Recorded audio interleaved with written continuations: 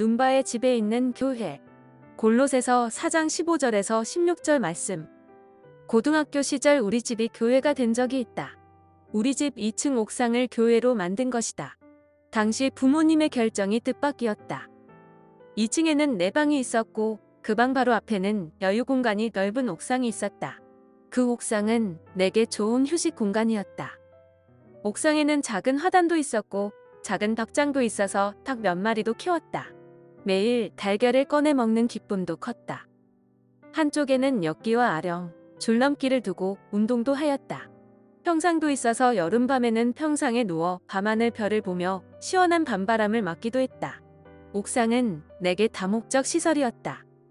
그런데 그곳이 교회가 됨으로써 일상의 소소한 혜택이 사라졌다. 혜택은 고사하고 불편함이 주어졌다. 평일에도 사람들이 기도하러 수시로 오는가 하면 새벽 예배, 수요 예배, 주일 예배 때는 늘 사람들이 붐볐다. 그래서 옷도 편하게 입을 수 없었고 행동도 부자유스러웠다. 이제 세월이 흐르고 그날을 돌아본다. 그날이 원망스럽거나 억울하다는 생각보다 뿌듯한 긍지로 다가온다. 인생을 살면서 좋은 일 하나 했다는 자부심이고 하나님의 나라를 위하여 작게나마 기여했다는 보람이다. 부모님의 헌신이 자랑스럽게 느껴진다. 눈바의 집에는 교회가 있었다. 집이 교회였다. 그 교회가 라오디게아 교회이다. 요한계시록에 나오는 7교회 중에 하나이다. 눈바에 대해서는 알려진 바가 없다. 단지 눈바하면 자기의 집을 교회로 드린 사람으로 기억된다. 눈바 역시 그런 결정이 쉽지 않았을 것이다. 하지만 그의 결정은 잘한 것이다. 성경은 그 사실을 기록하고 지금도 전 세계에 전수하고 있다. 살아생전에 나의 인생이 선한 곳에 사용되는 것도 훌륭한데 영원한 복음과 하나님의 나라를 위하여 사용된다는 것은 얼마나 큰 보람인가. 어느 교회의 남전도회 회원들이 신앙의 위기의식을 느끼고 대안을 찾다가 목사님을 모시고 성경 공부를 하기로 했단다. 그런데 먼저 시간을 맞추는 것이 힘들었다. 서로 의논하다가 새벽 시간이 좋다는 결론이 났다. 새벽에 성경 공부를 하고 간단히 요기 후에 바로 출근하자는 것이다. 그런데 다음 문제가 발생했다. 누구 집에서 할 것인가 하는 점이다. 한참 고민하다가 모 집사님이 당신 집에서 하자고 했다. 다들 그렇게 하기로 했고 모 집사님은 집에 와서 부인 집사님에게 남전도회에 이런 이야기를 했다. 그리고 우리 집에서 성경 공부를 하기로 했다고 했다. 그 말을 듣던 부인 집사님이 소리를 질렀다고 한다. 당신 미쳤어? 아니 새벽에 우리 집에 여러 사람이 들어온다고? 사람들이 오면 얼마나 불편한지 알기나 해? 그리고 얼마 전에 산저 소파에 앉아서 간식도 흘리고 혹은 커피도 흘리고 할 텐데 저게 얼마짜리인지 알잖아. 부인의 강렬한 반대에 남편은 아무 말도 못하고 목사님께 전화했다고 한다.